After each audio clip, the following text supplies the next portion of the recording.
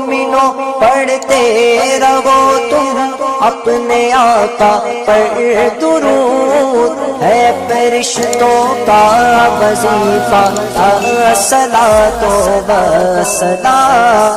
بسم اللہ الرحمن الرحیم، اللہم صلی علی سیدنا مولانا محمد بارک وسلم صلاۃ و سلام علیک یا رسول اللہ صلی اللہ تعالی علیہ وآلہ وصحبہ وسلم۔ قربانی اس مرد و عورت عاقل و بالغ مسلم پر واجب ہے جس میں یہ شرطیں پائی جائیں۔ امام اہل سنت اعلیٰ حضرت سید امام احمد رضا محدث بریلوی رضی اللہ تعالیٰ عنہ تحریر فرماتے ہیں کہ قربانی واجب ہونے کے لیے چند شرائط ہیں، ان میں سے ایک شرط بھی فوت ہو جائے تو قربانی کا وجوب ساقط ہو جاتا ہے۔ نمبر 1، اسلام، یعنی مسلمان ہونا یہ قربانی کی شرط اول ہے، لہذا غیر مسلم پر قربانی واجب نہیں۔ نمبر 2، اقامت، یعنی مقیم ہونا، لہذا مسافر پر قربانی واجب نہیں۔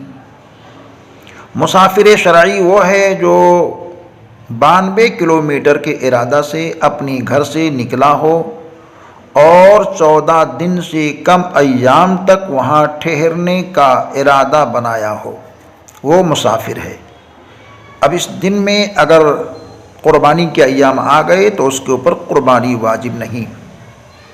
کچھ لوگ ایسے ہوتے ہیں جو کاروبار کے لیے اپنے شہر سے دوسرے شہر میں مقیم ہوتے ہیں، سفر کرتے ہیں، اور وہ وہاں پہ جانے کے بعد میں 14 دن سے زیادہ ان کا قیام رہتا ہے، تو 14 دن سے زیادہ مقیم ہونے پر ان کے اوپر مسافرت کا حکم ختم ہو جاتا ہے، اقامت کا حکم شروع ہو جاتا ہے۔ لہٰذا جو 14 دن سے زیادہ کہیں مقیم ہے اور وہ مالک نصاب ہے تو اس پر قربانی واجب ہے۔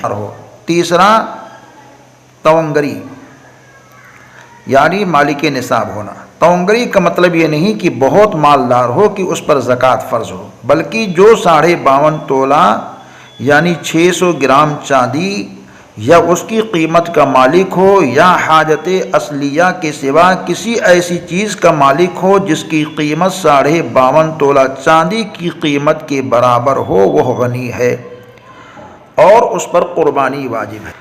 حاجت اصلیہ کے علاوہ اگر کسی کے پاس اتنی قیمت کا سامان بھی ہے جیسے زیورات، ریڈیو یا ایسے برتن جس کا استعمال نہیں ہوتا، صرف سجانے کی نیت سے رکھے ہوئے ہیں، تو ایسے شخص پر قربانی واجب ہے۔ ہاں، جس پر قرض ہے اگر اس کے مال سے قرض کی مقدار تک الگ کریں تو بقیہ مال 52.5 تولہ چاندی کی قیمت کے برابر نہ ہو تو اس پر قربانی واجب نہیں۔ چوتھا، حریت، یعنی آزاد ہونا، لہذا غلام پر قربانی واجب نہیں۔ فتاوی رضویہ جلد 8 صفحہ نمبر 393۔ یاد رہے، اگر کسی کے پاس 50,000 روپے بینک وغیرہ میں جمع ہے لیکن وہ نکالا نہیں جا سکتا، جیسے کہ FD وغیرہ کر رکھی ہے، تو اس پر بھی قربانی کرنا واجب ہے، چاہے قرض لے کر کرے یا اپنا کچھ مال بیچ کر کرے، جیسا کہ اعلیٰ حضرت امام احمد رضا فاضل بریلوی رضی اللہ تعالیٰ عنہ نے فتاوی رضویہ میں تحریر فرمایا ہے کہ جس پر قربانی ہے اور اس وقت نقد اس کے پاس نہیں، وہ چاہے قرض لے کر کرے یا اپنا کچھ مال بیچے، مگر اس پر قربانی واجب ہے۔ فتاوی رضویہ جلد 8 صفحہ نمبر 393۔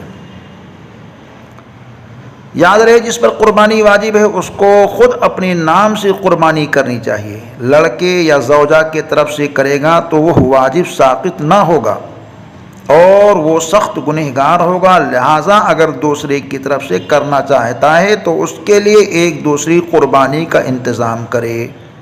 معلوم ہونا چاہیے کہ جو مالک نصاب اپنے نام سے ایک بار قربانی کر چکا ہے اور دوسرے سال بھی وہ مالک نصاب ہے تو اس پر قربانی واجب ہے، اپنے نام سے قربانی کرے اور یہی حکم شریعت ہر سال مالک کے نصاب ہونے پر ہے۔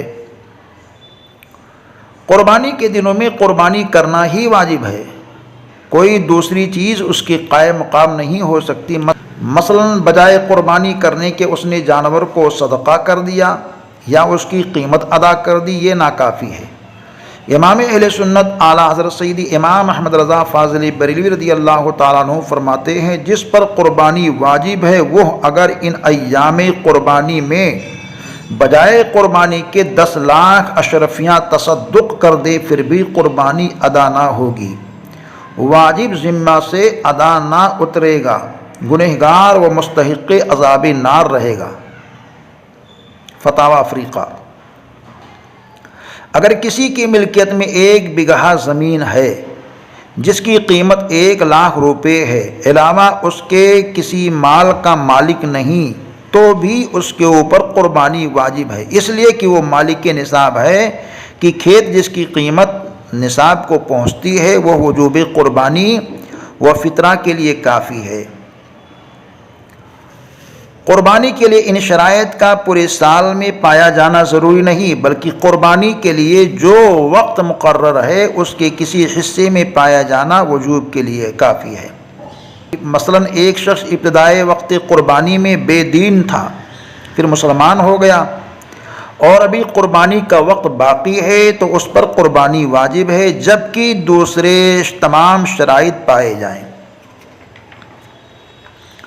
اسی طرح غلام تھا کوئی شخص پھر آزاد ہو گیا، اس کے لیے بھی یہی حکم ہے۔ یوں ہی اول وقت میں مسافر تھا اور اثناء وقت میں مقیم ہو گیا تو اس پر بھی قربانی واجب ہے، یا کوئی فقیر تھا وقت کے اندر مالدار ہو گیا تو اس پر بھی قربانی واجب ہے۔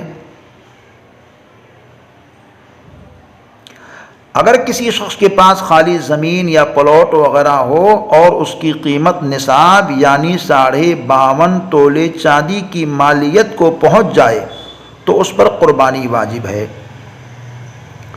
اگر کسی کے پاس صرف 1 تولہ سونا ہو اور اس کے علاوہ کوئی اور حاجت اصلیہ سے زائد مال نہ ہو تو قربانی واجب نہ ہوگی، اگرچہ 1 تولہ سونا کی قیمت فی زمانہ 52.5 تولہ چاندی کی مالیت سے زائد بنتی ہے۔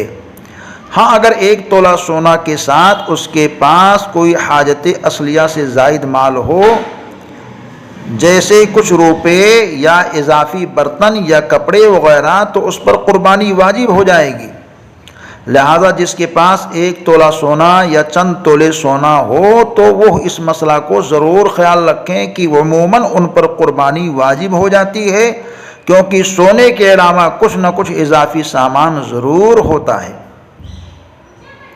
اگر کسی شخص پر خود قربانی واجب ہو اور وہ اپنی طرف سے قربانی کرنے کے بجائے اپنے ماں باپ کی طرف سے قربانی کر دے تو ان کی طرف سے قربانی درست ہو جائے گی، لیکن اس پر اپنی طرف سے قربانی کرنا واجب جو تھی اس نے نہیں کی تو واجب چھوڑنے کی وجہ سے گنہگار ہوگا اور اس کے سر سے اپنے قربانی کا بوجھ نہیں اترے گا۔ اگر کسی کے پاس صرف ایسی زمین ہے کہ جس پر وہ کاشتکاری کرتا ہو اور وہ زمین اس کی آمدنی کا ذریعہ ہو اور اس زمین کی قیمت نصاب کی حد تک پہنچ رہی ہو تو اس پر قربانی واجب نہ ہوگی۔